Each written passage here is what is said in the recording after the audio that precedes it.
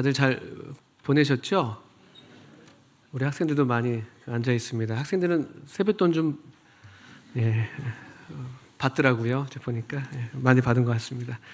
또 우리 가족 친지분들과 좋은 시간들 이렇게 보내시고 또 참 이렇게 복을 함께 이렇게 누리시고 또 나누시는 그런 정말 복된 그런 명절을 보내셨겠다 생각이 듭니다.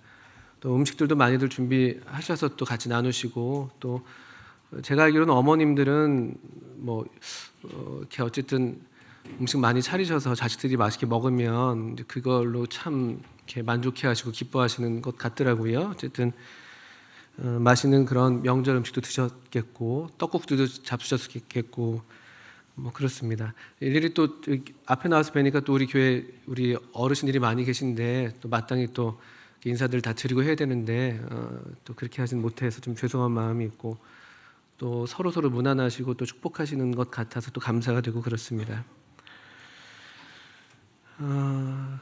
언젠가도 말씀드렸던 것 같은데 사실은 저희가 이제 이런 저는 명절이 어릴 때는 잘 이렇게 뭐 특별히 뭐 좋다 이런 생각을 잘 못했습니다. 이렇게 시골에 가는 것도 이렇게 반갑지 않았고 또 옛날에는 저희 교통이 불편했었잖아요. 그래서 저는 아직도 기억이 나는데 기차를 타고 저희 부모님 고향 이제 큰 집이 전라도 김제시거든요. 그래서 갔다 어린 나이에 이제 왔죠. 그래서 밤에 제 기억에는 한 8시, 9시가 됐던 것 같은데 창동역에 내려서 저희 집이 그때 쌍문동 방학동 벽산 아파트였는데 굉장히 고단하잖아요. 명절 끝에. 근데 저희 아버지께서 아버지 안 계시니까 드리는 말씀인데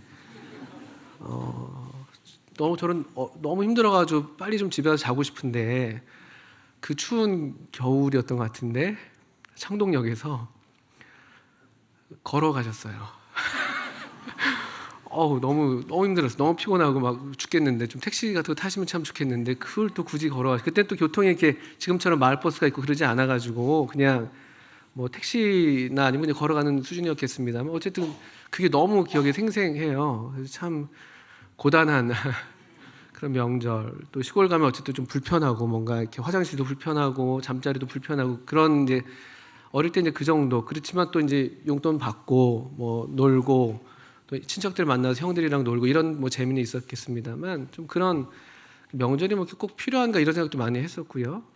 또 이제 뭐 이렇게 청년 때 같은 경우는 명절 돼서 또 빨리 나가서 친구들과 만나서 놀고 싶고 또 그래야 되는데 또 집에 누가 오신다고 하면 집에 붙어 있어야 되고 이런 것도 좀 불편했고 이제 그랬던 것 같아요. 그런데 조금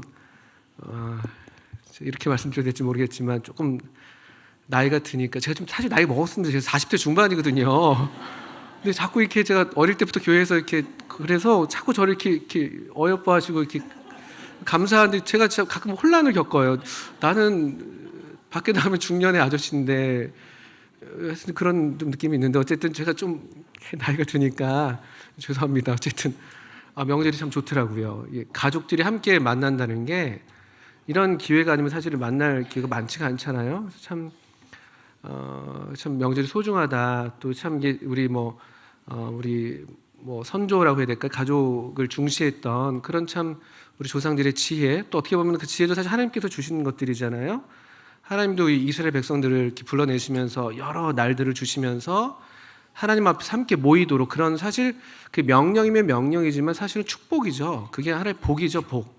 그래서 하나님 앞에서 그들이 이제 보이고 서로를 또 함께 확인하고 또 서로 축복하는 그런 복된 시간을 주셨던 것처럼 참 명절이 참 좋습니다. 가족들이 어쨌든 좋으나 싫으나 지지고 볶고 함께하고 이게 참 좋은 것 같습니다. 물론 명절 때 가족을 만나는 게 좀 어려운 그런 가족분들도 계신 걸로 제가 알고 있어요. 참 슬프게도요. 어쨌든 또 그렇지만 또 주님께서 주시는 이 분복을 다 이렇게 누리시기를 바라고 사실 또 명절 때 그런 면에서 또 가장 마음이 아플 수 있겠다 싶은 생각을 제가 좀 해보게 되는데 부모님들은 뭐 어쨌든 좋으나 싫으나 우리 가족들을 먹일 음식들을 하고 또 누가 와서 또는 뭐 우리 이 자녀들이 특별히 와서 이렇게 한 그릇이라도 먹으면 좋겠다 싶은데 만약에 어떤 자녀가 꼭 뭐 안 좋은 경우가 아니라 할지라도 뭐 어떤 이유로든지 함께하지 못한다고 생각을 하게 될 때 그 부모 마음에서 참 그건 참 아픔이겠다, 이제 그런 생각도 또 하게 됩니다. 마땅히 얼굴 보기를 기대했던 자녀, 또 친지 가족인데 어떤 이유로는 그러지 못하는 그런 경험을 하게 될 때 그 명절 상을, 그 잔치상을 준비한 엄마 또는 뭐 또 어른의 마음으로서 참 그것이 참 슬픈 일이겠다, 이런 생각을 또 하게 되죠. 또 그래서 또 계속 생각하게 되는 것은, 사실 우리가 사실 주일도 사실은 우리 하나님 아버지께서 우리에게 베푸시는 그 뭐 정말 명절이죠, 명절. 우리는 사실 매 주마다 명절을 쇠고 있지 않습니까? 하나님 아버지께서 매 주마다 이렇게 상을 베푸시고, 상으로 우리 자녀들을 이렇게 지금 우리 보시는 것처럼 다 이렇게 부르시고, 또 우리들의 얼굴을 보기를 원하시고, 또 우리의 음성을 듣기를 원하시고, 또 우리가 이제 세배하면서 덕담을 주고받고 새해 복 많이 받으세요, 그 말 그냥 한마디 듣고 싶은 거잖아요. 그 영혼이 없는 뭐 사춘기 청소년들에게서라도 이제 그런 뭐 마음에 비할 건 아니겠습니다만, 우리들로부터 어떻든 그 주님께 대한 그런 예배, 주님 참 감사합니다, 주님 참 우리를 사랑해 주시고 우리를 구원해 주셔서 참 감사합니다, 이런 어떤 감사의 고백들을 듣기를 참 하나님께서 얼마나 좋아하실까. 이 주일, 이 날마다 매 주마다 우리를 부르시고 그것들을 뭐 바라시기도 하고, 또 우리에게 먼저 이렇게 베풀어 주시고 항상 우리로 변함없는 사랑을 확인하게 해주시고 누리게 해주셔서 우리로 또 그런 감사의 고백을 듣기를 참 기뻐하시겠다라는 생각을 하게 됩니다. 또 그래서 또 생각하게 되면, 혹시라도 우리 중에 하나님께서 참 보기를 원하시는데 하나님의 가족들 가운데서 보이지 못하는 그런 분들을 생각할 때, 또 하나님께서 음성을 듣기를 원하시는데 아직까지 이렇게 침묵하는 우리들의 모습을 바라보실 때, 또 하나님께서 어떤 그런 마음의 슬픔이랄까 또는 근심들이 있으실 수도 있겠구나, 그런 생각도 하게 됩니다. 그래서 우리가 공적으로 감사를 직접 드리기가 어렵다 할지라도 우리가 부르는 이런 찬송들이 또 우리의 공통된 고백이잖아요. 그래서 이런 것들, 또 여러 성도님들의 목소리에 묻혀서 내 목소리가 나는 못 들을지언정, 나한테는 들리지 않는다 할지언정 우리 하나님께서는 그 소리마저도 다 일일이 놓치지 않고 들으시겠구나, 그런 생각이 들어서 오늘 저도 참 다른 어느 때보다도 더 주님을 찬양하는 것이 참 마음에 감동이 되고, 또 더 목소리를 높여서 주님 찬양하고 싶었는데, 근데 이제 목이 막 이렇게 오늘 유난히 높은 찬송들을 많이 택하시더라고요. 그래서 부르다 좀 힘들긴 했습니다만 참 마음이 감사가 됐습니다. 그 왕의 식탁 앞에 우리가 있다, 이런 아까 감사들을 드리셨습니다. 또 우리 만왕의 왕께서 우리를 이 왕의 식탁으로 불러주신 것에 우리가 또 기억하면서 감사를 했는데요. 바로 그 내용이 아까도 어느 형제님께서 예배를 드리셨겠습니다만 사무엘하 9장에 우리가 이제 그 아름다운 장면을 볼 수가 있습니다. 우리가 읽었던 본문입니다. 어제 우리의 본문이었을 텐데 잘 알려진 본문이기도 합니다. 사무엘하 9장인데요.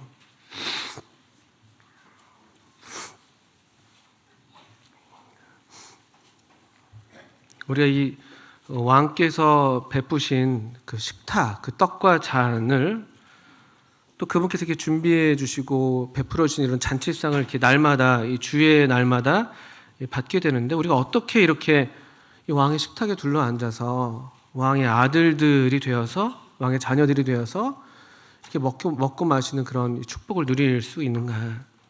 사무엘하 9장에서 우리가 우리의 경험과 너무나도 유사한 그런 장면을 만나게 되죠. 잘 아시는 것처럼 이 무비보셋이라는 한 사람의 이야기, 또 이 무비보셋을 참 놀랍게 그 사랑한 다윗의 이야기가 여기 실려 있습니다. 한번 9장 1절부터 13절까지 우리 길지 않은 본문인데요. 그냥 천천히 먼저 한번 같이 읽으시면 좋겠습니다.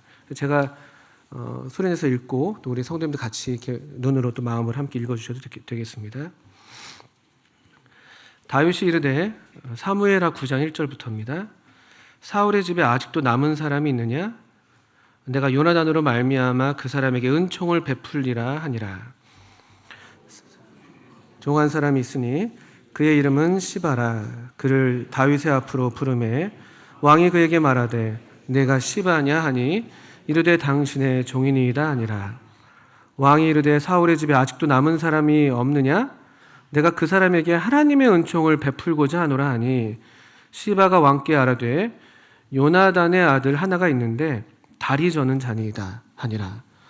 왕이 그에게 말하되 그가 어디 있느냐 하니 시바가 왕께 이르되 로드발 암미엘의 아들 마길의 집에 있나이다 하니라.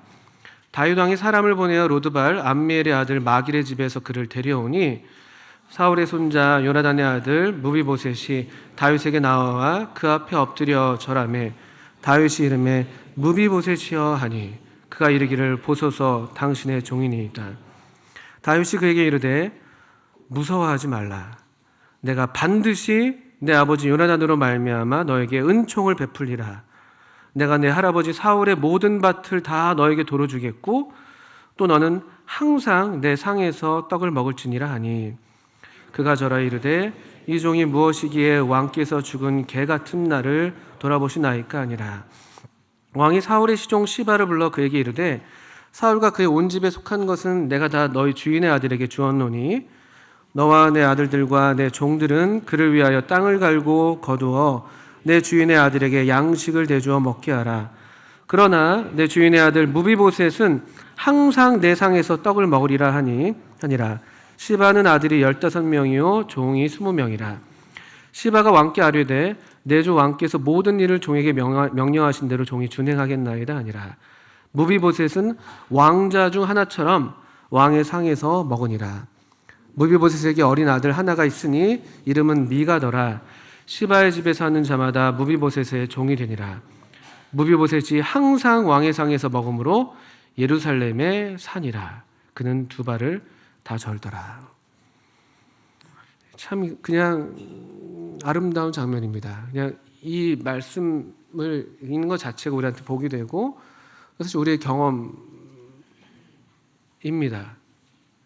우리가 정말 하나님의 은혜를 경험한 하나님의 자녀라고 할 것 같으면은 이 말씀 앞에서 우리가 다 우리의 모습을 또 우리 주님을 이렇게 뵙게 될 거라고 저는 믿습니다.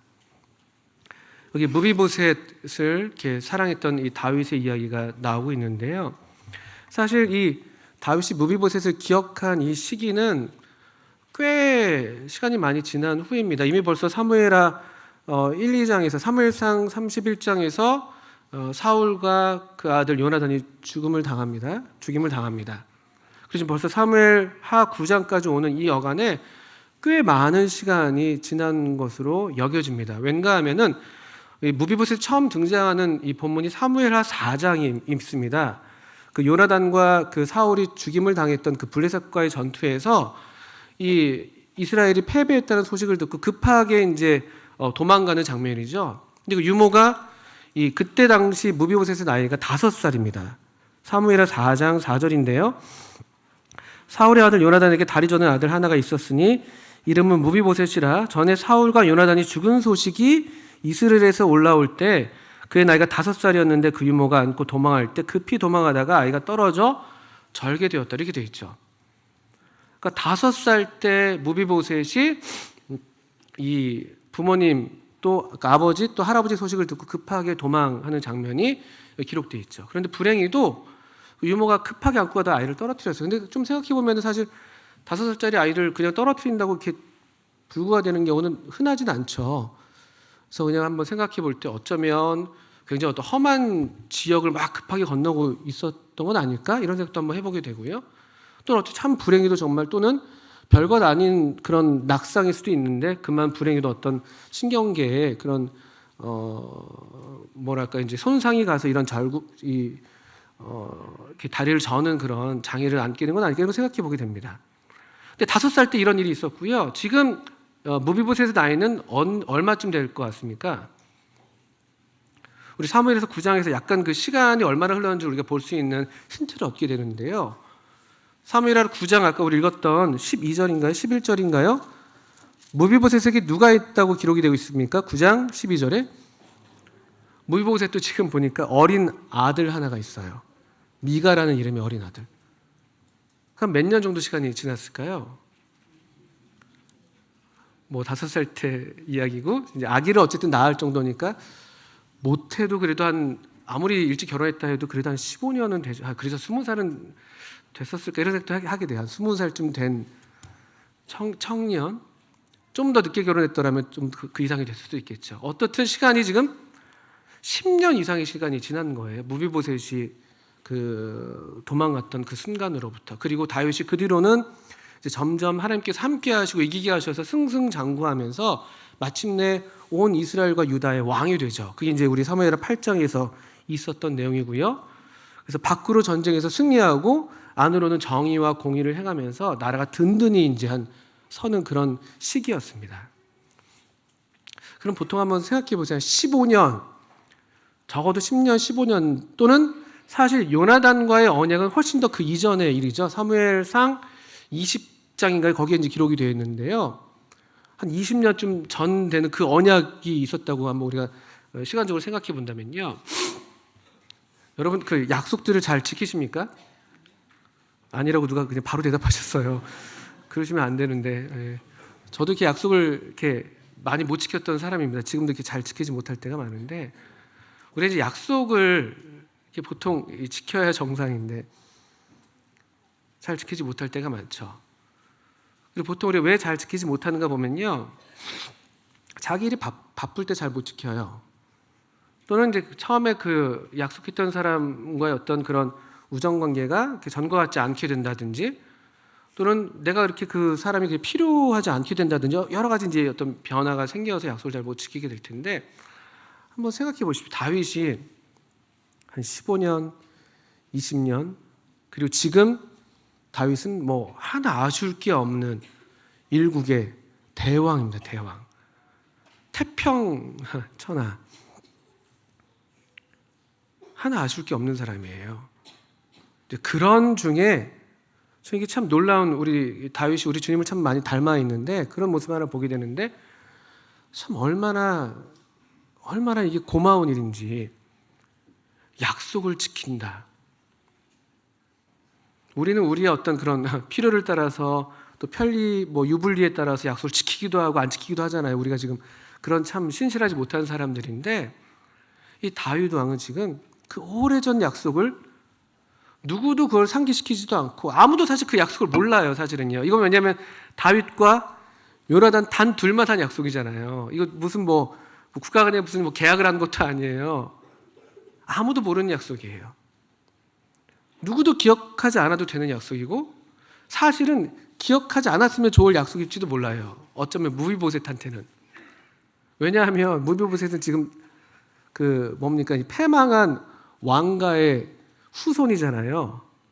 그럼 패망한 왕가의 후손에게 가장 무서운 사람이 누구겠습니까? 지금 현역 왕이잖아요.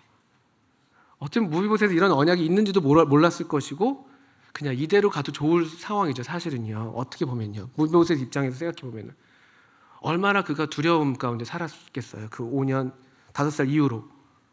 그 인생이 얼마나 저주스럽겠습니까? 내가 왜 하필 이 집안에 태어나서. 우리도 그런 생각들 들 때 있지 않습니까? 저도 그런 적 있었어요. 나는 왜 나씨로 태어났는가 하고 많은 그 좋은 성씨 중에서. 오늘 아버지 안 계시니까 막 얘기하는 건데요. 나는 왜 이 집안에 태어났는가. 게다가 그냥 태어난 것도 아니잖아요. 심지어 지금 5살부터 불구로 지금 살고 있는 거예요. 이게 무슨, 내 인생이 이게 뭐야. 그래도 감사한 건, 그래도 여기 그 로드발 암멜의 아들 마길이라는 사람이 참 은혜로웠던 사람인 것 같아요. 충성스럽고. 그래서 이 무비보셋을 잘 돌봐줬던 것 같은데, 참 그 불행 중에 다행이고 은혜죠.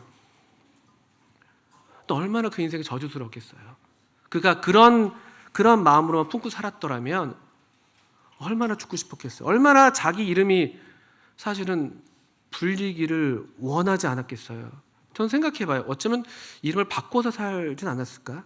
우리 옛날에 고려 왕조 무너지고 이조가 들어섰을 때 그게 정말 사실인지 아닌지 모르겠지만 원래 왕씨 성을 가졌던 분들이 성을 어떻게 했다고 보통 알려져 있습니까?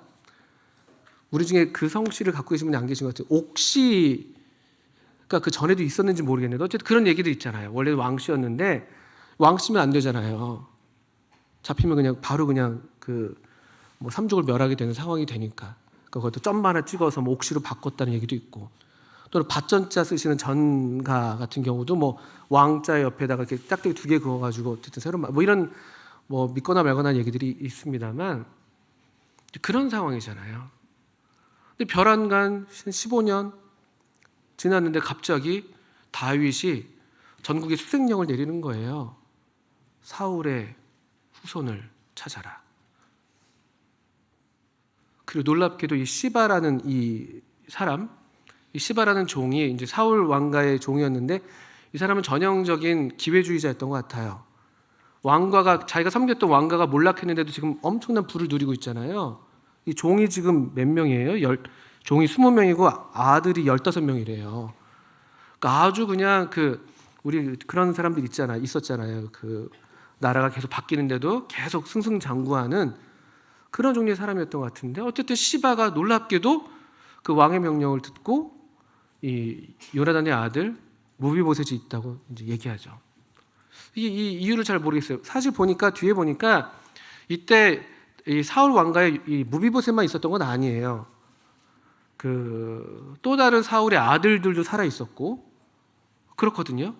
근데 어쨌든 무비보셋을 소개를 합니다. 얼마나 놀랐겠어요. 어쩌면 시바의 생각에는 그래 무비보셋 정도 하나 내주면 이 사람 그래도 별로 보니까 사울 왕가에도 후위를 기약할 수 없는 사람이잖아요. 그러니까 다른 뭐 왕족들은 살리더라도 이 사람 정도는 그래도 내줘서 적당히 그 다윗 왕의 마음을 몰랐을 수도 있겠죠. 어떻든 간에. 그래서 그 내줬는지도 모르겠고요. 이런 이제 장면들을 생각해 보게 돼요. 얼마나 그 마음이 불안하고 두렵고 원망스럽고 저주스러웠던 삶을 살진 않았을까.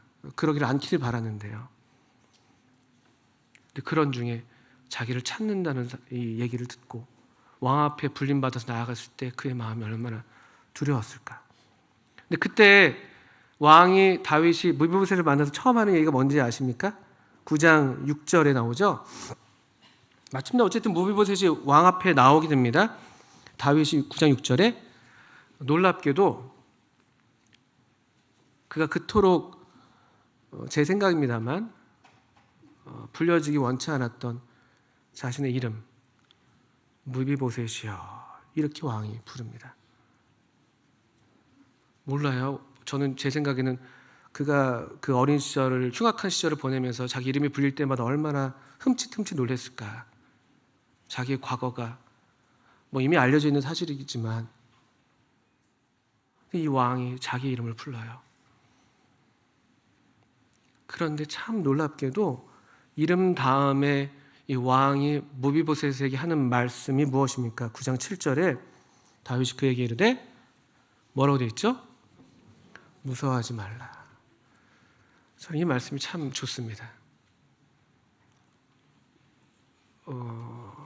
우리도 저는 그랬습니다만 우리도 하나님을 무서워했던 삶을 살았죠. 하나님이 싫었어요. 하나님이 내 삶에 개입하는 것을 원하지 않았고 또는 설령 하나님께서 내 삶을 찾아오신다고 할 것 같으면은 그것이 반가운 일이 아니라 두려웠던 시절들이 있었습니다. 이유는 간단하죠. 내가 원수 집안에 있는 사람이니까. 내가 하나님이 싫어하는 하나님의 대적이 되는 그 자리에 서 있었기 때문에 그랬던 때가 있었죠. 그래서 그냥 하나님이 나를 몰랐으면 좋겠고 차라리 그냥 내가 이대로 가도 그냥 괜찮겠다. 이럴 정도의 그런 시간들이 있었을 수 있습니다. 놀랍게도 하나님께서 우리를 찾는 일을 포기하지 않으시죠. 인생의 어느 순간에 하나님께서 우리를 찾아오셔서 우리를 찾으셔서 우리의 이름을 불렀던 그런 순간들이 있었을 것입니다. 제게도 그랬습니다. 그때 우리의 생각은 이건 두려운 일이고 하나님은 나를 벌하실 것이고, 하나님은 나를 그대로 그냥 이대로 두지 않으실 것이고, 반드시 어떤 내 이 죄악된 행동에 대해서 반드시 징계하시고, 물론 그러신 분이십니다만 나를 싫어하시고 미워하시고 그럴 거라고 생각했는데, 우리 하나님께서 우리를 찾으셨을 때도 이와 똑같은 말씀을 우리 귀에 들리지는 않는다 할지라도 우리 영혼이 이 소리를 들었던 것이죠. 무비보셋이여, 무서워하지 말라. 다윗이 이 무비보셋을 바라볼 때 얼마나 그 마음이 어땠을까 생각해요. 이 무비보셋을 전에 한번 본 적이라도 있었을까? 아마 못 봤을 거예요. 처음 보는 얼굴이었을지도 몰라요. 근데 그 무비보셋을 볼 때 누구를 떠올렸겠습니까? 그 사랑하던, 자기를 기이하게 사랑했던 요나단, 자기도 그렇게 주님 안에서 사랑을 나누었던 그 요나단의 얼굴이 이 무비보셋에게서 보이지 않았겠어요? 그 마치 왜 요셉이 그 애굽의 총리가 됐을 때 이제 그 형들이 찾아오잖아요. 그때 이제 다 또 거기다 잔치를 베풀잖아요. 그들을 먹이고 막 하는데 다 그 서열대로 자리를 마련해 주죠. 근데 맨 마지막에 누구를 위한 자리가 있냐면은 베냐민을 위한 자리가 있었죠. 근데 이 요셉이 베냐민을 보고 울음을 주체하지 못해요. 그래서 갑자기 급하게 막 일어나가지고 울 곳을 찾아서 울고 다시 들어오죠. 베냐민을 볼 때 누가 떠올랐겠어요? 그의 생모 라헬이죠. 그의 생모의 얼굴이 겹쳐 보이고, 자기의 지난 날이 겹쳐 보이고, 자기를 그토록 사랑했던 아버지의 사랑이 겹쳐 보이고, 무비보셋을 보면서 다윗도 그런 마음을 느끼지 않았을까? 얼마나 그 마음이 참, 이 다윗의 마음이 얼마나 그 애절했을까? 얼마나 애틋했을까? 얼마나 그 마음이 그 불쌍히 여기는 마음과 사랑스러운 마음이 북받쳐 올랐을까? 그리고 이게 사실 우리를 향하신 우리 하나님 아버지의 마음과도 똑같다는 것이죠. 우리 하나님의 아버지의 마음은 그 이상이죠, 사실은요. 우리가 원래 왕가의 자녀인데 하나님의 원수가 돼서 저 멀리 여기 로드발이라는 곳에 살고 있지 않습니까? 9장 4절에 로드발은 그 예루살렘에서 북동쪽으로 한 40km, 요단강을 건너편이라고 보통 이해를 합니다. 정확하게 장소가 밝혀져 있지는 않은데 아마도 마하나임 근처로 이해가 돼요. 왜냐하면 사무엘하 17장인가에 거기에서 이제 다윗이 쫓겨 나올 때 마하나임 근처에 왔을 때 이 로드발에 살던 마길이 또 나와서 이 다윗을 공개하는 장면이 나오거든요. 어떻든 요단강을 건너서 소위 요단강 동편으로 건너간 그 지역인데요. 그 먼 곳에 떠나가서 또 로드발의 이 지역의 이름의 뜻이 목초지가 없다, 초장이 없다, 이런 뜻이래요. 참 얼마나 척박한 곳이었는지 모르겠어요. 오죽하면 그런 이름이 붙었을까. 이 목초지가 없다. 그 척박한 곳에서 겨우 자기 한 몸 이제 건사하겠다고. 어쨌든 다른 사람의 도움을 받아서 가 있는 것이겠습니다만, 그 먼 곳에 가가지고 목초지가 없는 곳에 가서 살아도 사는 것 같지가 않고 그냥 차라리 죽어버렸으면 이런 마음이 들 때가 한두 번이 아니었을 것이고, 그런 삶을 살고 있던 그 15년 넘게 그 수년간 살고 있던 그 한 인생을 향해서 다윗이 품었던 그 마음, 그게 꼭 우리 하나님을 멀리 떠나 있었던 우리를 향해서 갖고 계셨던 하나님 아버지의 마음과 크게 다르지 않은 것이죠. 그 마음을 우리가 볼 수 있는 게 누가복음 15장에 나오는 이 탕자의 비유에서 우리가 보게 되지 않습니까? 아버지를 떠나 먼 타국으로 갔죠. 거기서 허랑방탕한 삶을 살고, 그리고 아주 정말 짐승보다도 못한 삶을, 그리고 비참한 삶을 살던 그 아들을 향해서 갖고 계셨던 이 아버지의 마음, 그것이 사실 다윗의 마음이었을 것이고 또 우리를 향하신 하나님 아버지의 마음이셨던 것이죠. 7절에 다시 보시면 참 확실한 약속의 말씀을 다시 확인시켜 주시죠. 다윗이 그에게 이르되 무서워하지 말라. 내가 반드시 네 아버지 요나단으로 말미암아 너에게 은총을 베풀리라. 내가 너희 할아버지 사울의 모든 밭을 다 너에게 도로 주겠고 또 너는 항상 내 상에서 떡을 먹을지니라 하니. 얼마나 그 마음에 안심시켜주는 말씀이에요. 그 불안에 떠는, 그 두려움에 떨고 있는 이 무비보셋의 마음에 얼마나 그 마음을 위로하고 싶었던 그 말씀이에요. 무서워하지 말라 한 다음에 내가 반드시 너에게 은총을 베풀 거야. 반드시. 이건 굉장히 강한 의지예요. 왕이 이런 마음을 먹었으면 그냥 그대로 되는 거예요. 하나님도 마찬가지시죠. 하나님 아버지도 이 만왕의 왕이신 우리 하나님 아버지께서도요, 우리를 향해서, 우리 하나님의 자녀들 우리들을 향해서 비록 우리의 과거가 어떠했다 할지라도 우리가 이 하나님의 은총을 몰라서, 이 요나단과의 언약을 몰라서 우리가 멀리 떠나서 그렇게 비참한 삶을 살고 있었다 할지라도 하나님께서 우리를 찾으시고 우리를 향하신 그 마음의 소원과 기대는 반드시 은총을 베푸시겠다는, 이건 단순히 그냥 물리적인 어떤 물질적인 그런 것 이상으로 은총을 베푸겠다. 다시 그 왕가의 자손으로서 지위를 회복시켜 주죠. 사울 왕의 모든 소유를 너에게 돌려주겠다. 그리고 너는 내 상에서. 그래서 이런 말씀을 실제로 11절에서 그것을 확인해 주잖아요. 11절 후반부에 무비보셋은 왕자 중 하나처럼 왕의 상에서 먹으니라. 패망한 왕가의 후손, 이 멸족의 위기에 있었던 그런 한 사람이 지금 다시 이 왕가의 자손으로 회복되는, 이거는 그 시대에도 있을 수 없는 일이고 오늘날에도 우리가 볼 수 없는 일이잖아요. 그 시대에 옛날에 이 중동, 이 근동 지역에서는 우리 조선시대 때 아까 그런 얘기처럼 그런 일들이 비일비재했다고 그러죠. 이 피를 부르는, 서로 죽고 죽이는 이 권력 다툼, 이거는 있을 수 없는 일이에요. 사람들이 이 얘기를 들을 땐 이거는 도저히 믿을 수 없는 이야기가 되는 겁니다. 전 왕가의 후손을 자기 왕자처럼 대우한다? 왕의 가족으로 입양한다? 이거는 사실은 이 성경에 그런 반응들은 나타나 있지 않지만 이건 정말 놀라운 일인 것이죠. 근데 이게 우리에게도 일어난 일인 것을 우리가 알고 있지 않습니까?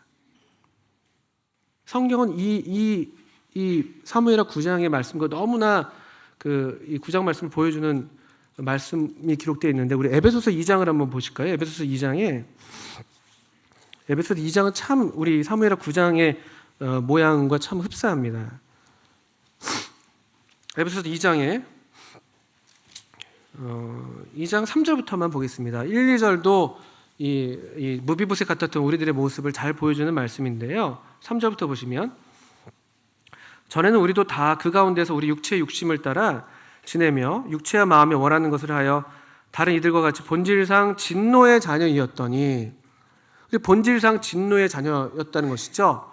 그러니까 날 때부터 천성적으로 하나님의 진노의 대상, 하나님과 원수지간으로 태어났다는 거예요. 마치 사울 가문에 태어났던 이 무비보셋처럼 그가 뭘 하고 안 하고를 떠나서 천성이 우리의 그냥 존재 자체가 그런 진노의 자녀였는데, 놀라운 사실은 4절 이후죠. 긍휼이 풍성하신 하나님이 우리를 사랑하신 그 큰 사랑을 인하여 허물로 죽은 우리를 그리스도와 함께 살리셨고, 누가 함께 살리셨다고요? 그리스도와 함께 살리셨고 너희는 은혜로 구원을 받은 것이라. 또 6절에 함께 일으키사 그리스도 예수 안에서 함께 하늘에 앉히시니 이는 그리스도 예수 안에서 우리에게 자비하심으로써 그 은혜의 지극히 풍성함을 오는 여러 세대에 나타내려 하십니다.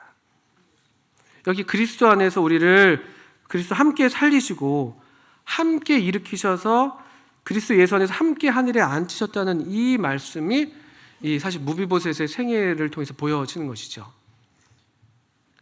그의 어떠함 때문에 그런 게 아니에요. 무비보셋이 뭐 갑자기 사랑스러워져서 그런 게 아니에요. 갑자기 두 다리가 성해져서 그런 게 아니에요.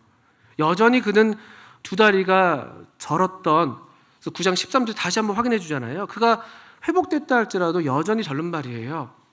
그의 어떠함 때문에 그가 이런 놀라운 어떤 신분 상승, 회복을 경험한 게 아닙니다. 무엇 때문이냐면요, 그 아버지 요나단을 인하여. 우리가 주님 안에서 아버지 안에서 이런 축복을 누리는 게 무엇 때문인가요? 여기 2장 우리 5절 6절 읽었는데요, 긍휼이 풍성하신 하나님의 그 큰 사랑, 우리가 그리스도와 함께 살림 바 되고, 함께 일으킨 바 되고, 함께 그 하늘에, 그 보좌에, 그 하늘 왕의 식탁에 함께 앉게 됐다는 것이죠. 놀라운 일이에요. 하나님의 이런 은혜의 역사의 목적이라고보다 이 은혜의 역사의 결과는 뭐냐면요, 7절에 우리가 읽었던 대로 그 은혜의 지극히 풍성함을 오는 여러 세대에 나타내려 하는 거예요. 오는 여러 세대, 우리 세대 이 다음으로, 그러니까 영원에 걸쳐서 계속 그 은혜의 지극히 풍성함을, 이 하나님의 은혜의 역사, 달리 말해서 우리를 살리시고 일으키시고 우리를 이 왕의 식탁에 둘러앉게 하시는 이 은혜, 이걸 통해서 영원 세대에 걸쳐서 그 하나님의 이 은혜의 지극히 풍성한 것을 나타내시게 되는 것이죠. 이건 그 영적인 존재들도 놀랄 만한 일인 것이에요. 하늘의 천군 천사가 보고 놀라는 거예요. 그래서 우리가 보통 사람들이 아닌 거예요. 이 식탁 앞에 우리가 앉을 때마다 우리가 하나님의 자녀가 됐다는 이 놀라운 사실이 이게 확인되는 거예요. 그리고 여기 함께 앉아있는 우리 형제 자매들이 하나님의 자녀라는 것을 우리가 확인하게 되는 거예요. 그게 어떠함과 무관한 거예요.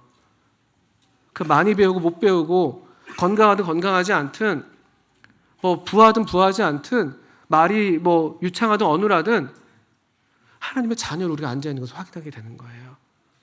왕의 아들들처럼, 내가 왕의 자녀가 된 것처럼 여기 내 곁에 있는, 저기 앞에 나와서 예배드리고 있는, 여기 내 옆에서 함께 찬송하고 있는, 다 우리가 보진 못하지만 여기 함께 성령 안에서 예배하고 있는 우리가 하나님의 가족이고 하나님의 자녀라는 것을 확인하게 되면서 우리의 심령이 회복되는 것이죠. 형제 애가 되살아나는 거예요. 이 아버지의 식탁 앞에서. 이걸 못 배우면은 이 아버지의 식탁에서 이 하나님의 아버지의 은혜를 이렇게, 이게 하나님의 은혜구나라고 이걸 우리가 믿음으로 받지 못한다면, 성령께서 우리를 도우셔서 이것을 정말 감사함으로 받지 못한다면 우리가 그 탕자의 형이 되는 거예요. 아버지가 그 큰 잔치를 베풀어 놨는데 그걸 보고 탕자의 형은 아버지를 비난하죠. 이거는 쓸데없는 짓이에요. 낭비예요. 하나님 아버지 어떻게 저런 그 자식 같지도 않은 저 녀석을 아들이라고 하세요? 이런 태도가 생겨나는 거예요. 그 은혜를, 그 잔치상에서 베풀어지는 넘치는 그 은혜를 우리가 보지 못하면, 우리가 누리지 못하면 그런 사람이 되는 것이죠. 실제로 사무엘하 10장에서 바로 이어지는 내용에서 똑같이 이 다윗이 은총을 베풀려고 했는데 그 은총을 받지 못했던 다른 종류의 사람이 나옵니다. 암몬 사람이죠. 암몬 사람 한운이죠. 한운. 그 은총을 베풀려고 그 아버지의 죽음을 조의하려고 사람을 보냈는데 그 은총을 받지 않아요. 그 주위 사람들이 하는 말을 듣죠. 이 다윗이 지금 정말 진심으로 우리를 위로하려고 하는 게 아니에요. 은총을 베푼다고 말은 하지만 그거 아니에요. 우리를 공격하려고, 우리를 살피려고 보내는 거예요. 하나님의 은혜를 의심하는 것이죠. 다윗의 은총을 무시하는 거예요. 그 결과가 뭐냐면 결국은 다윗의 원수가 되는 거예요. 은혜의 편에, 우리가 은혜 위에 서지 않으면 하나님과 우리가 화목하게 되는 자리는 은혜 위에 서 있는 거예요. 은혜 위에. 로마서 5장에서 우리 그런 말씀 볼 수 있습니다. 로마서 5장 한번 보시겠습니까? 로마서 5장 1절에 우리가 여기에 서 있지 않으면 우리 계속해서 진노의 자녀로 있는 거예요. 그 원수로. 5장 1절 2절 보시면 그러므로 우리가 로마서 5장 1절 2절입니다.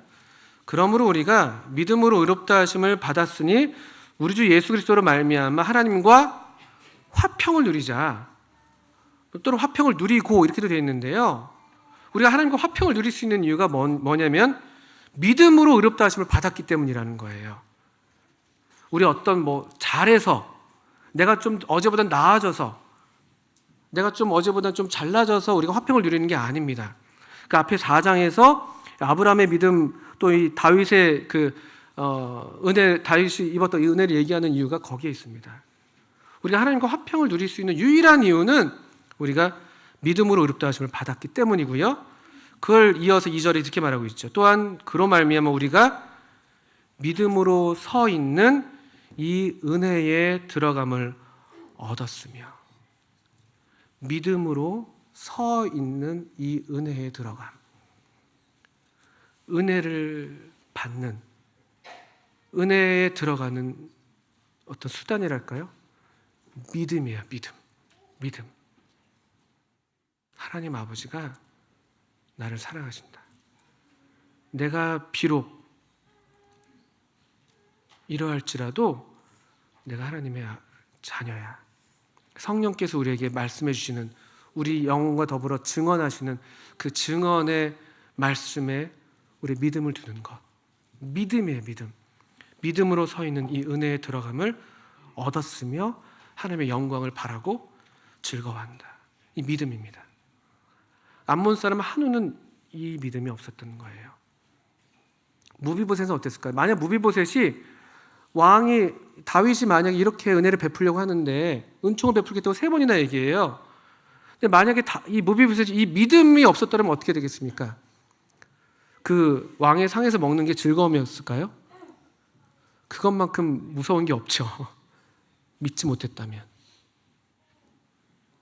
아유, 그냥 이게 바늘방석이죠. 이게 무슨 음식이 지금 이게 목에 들어가겠습니까?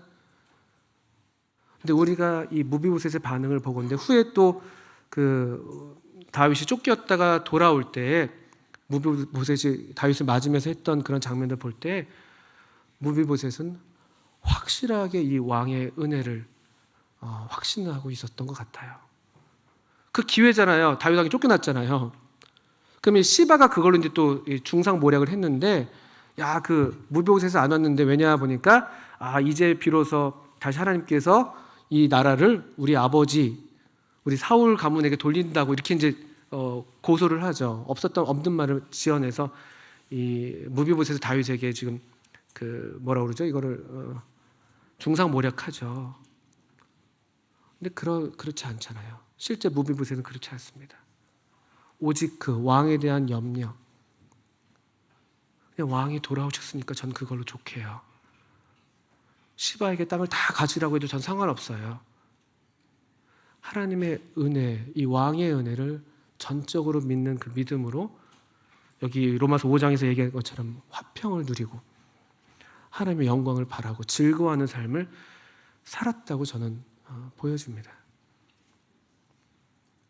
정말 압살롬보다도 다른 어떤 왕의 실제 이 혈육의 자녀들보다도 정말 더 왕의 자녀 같았던, 정말 아버지만을 생각하는, 정말 자녀로서 아들로서 아버지를 사랑하는 그런 공경하는 모습을 보게 되죠.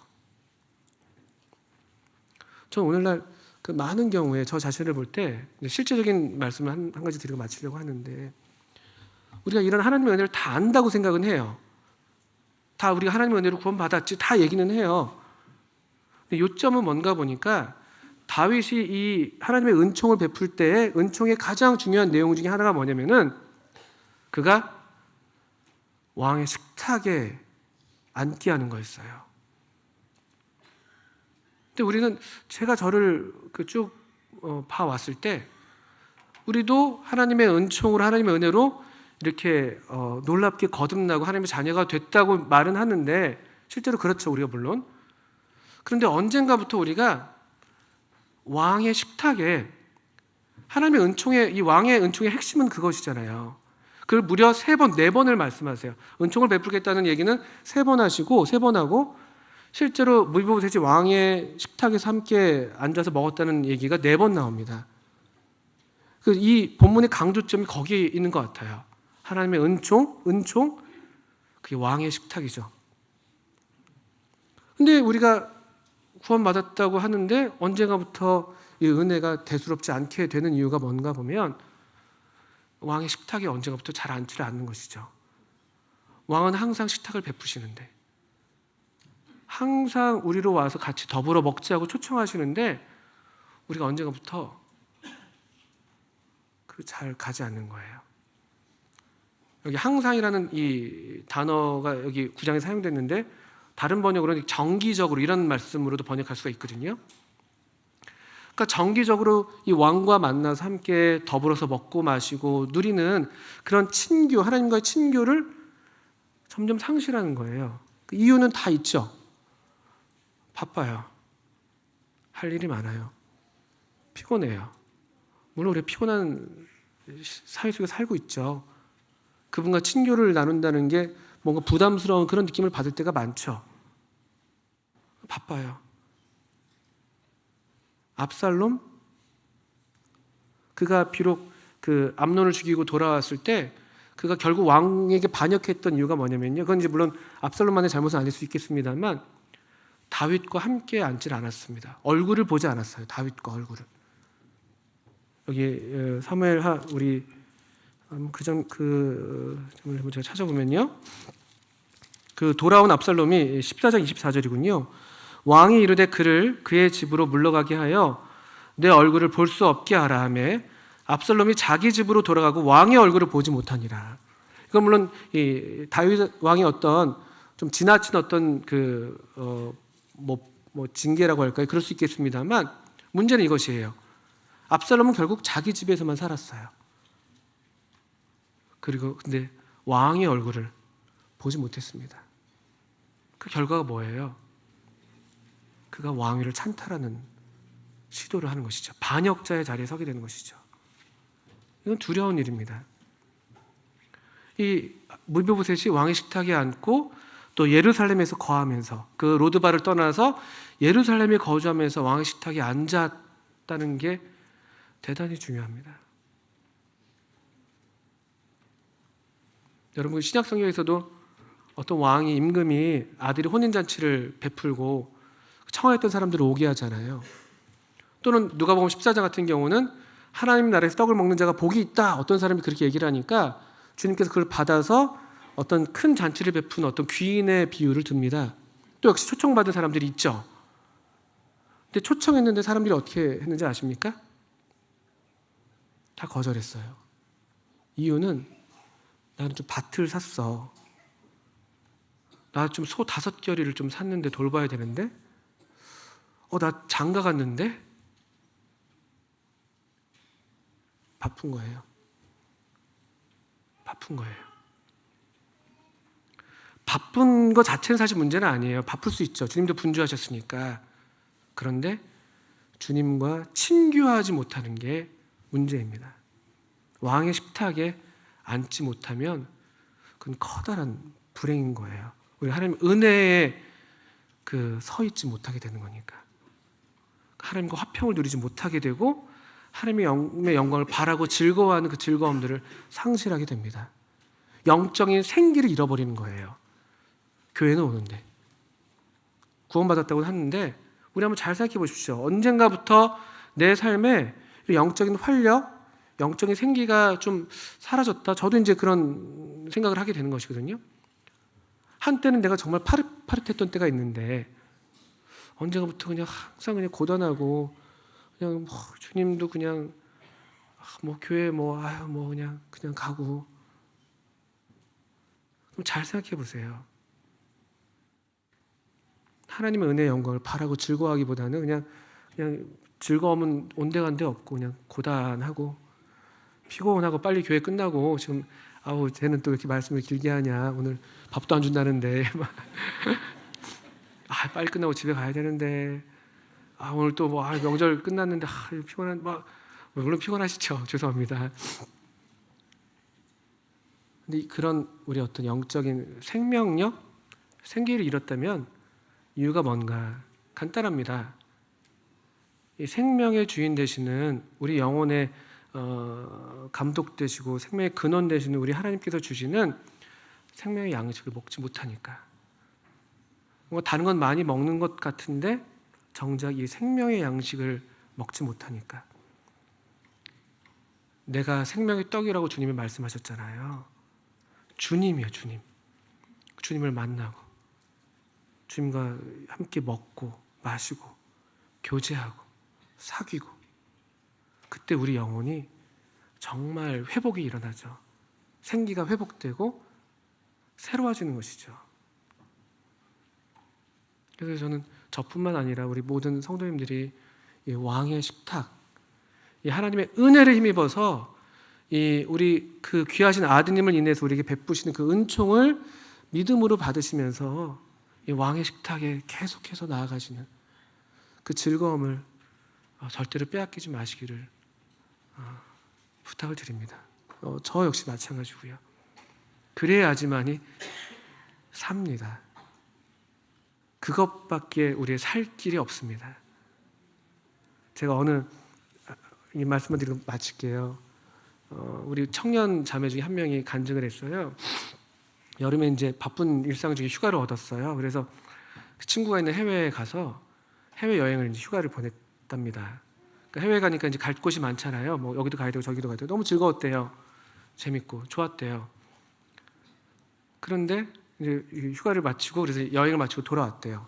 즐거운 기억이 많은데 돌아와서 다음 날인가 이제 한 오후에 이제 조용히 커피숍에 가서 성경책을 펴고 하나님 말씀을 읽는데 그렇게 그 영혼이 그 뭐랄까요?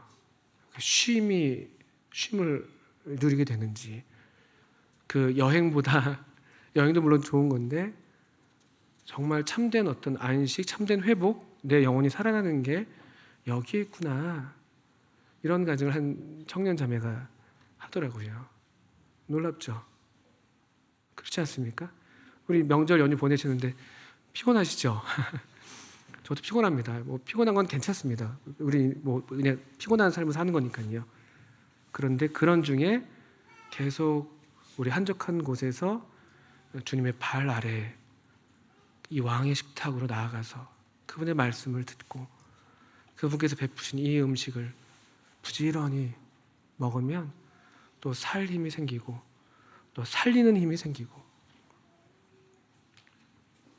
그런 참 복된 삶을 살게 됩니다. 우리 모든 성도님들이 올 한 해 또 다시 어쨌든 새해입니다. 우리식으로는요. 또 새해 또 이런 새로운 마음으로 주님의 은혜의 식탁, 그 왕의 식탁으로 또 은혜의 보좌 앞으로 부지런히 달려 나가시기를 바랍니다. 우리 함께 기도하겠습니다.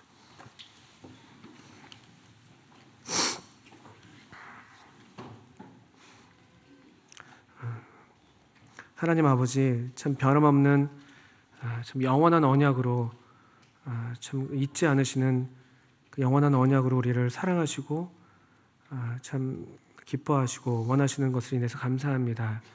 또 때마다 우리에게 참 놀라운 식탁을 베풀어 주셔서 참 그 아가서의 그 신부가 고백했던 것처럼 그가 나를 인도하여 잔치집에 들어갔으니 우리를 날마다 이와 같은 하나님과 더불어 누리는 이런 잔치의 상으로 불러주시는 것을 감사합니다. 지금 계속 우리로 참 이 왕의 식탁으로 나아가는 이 걸음이 무뎌지지 않게 하시고 어디에 있든지 또 우리가 무슨 일을 하든지 또 때를 따라서 돕는 그 은혜를 얻기 위해서 이 은혜의 보좌 앞으로 나아가는 것을 빼앗기지 않도록 저희들을 지켜 보호해 주시기를 기도합니다. 예수님의 이름으로 하나님 아버지께 기도합니다. 아멘. 네, 감사합니다.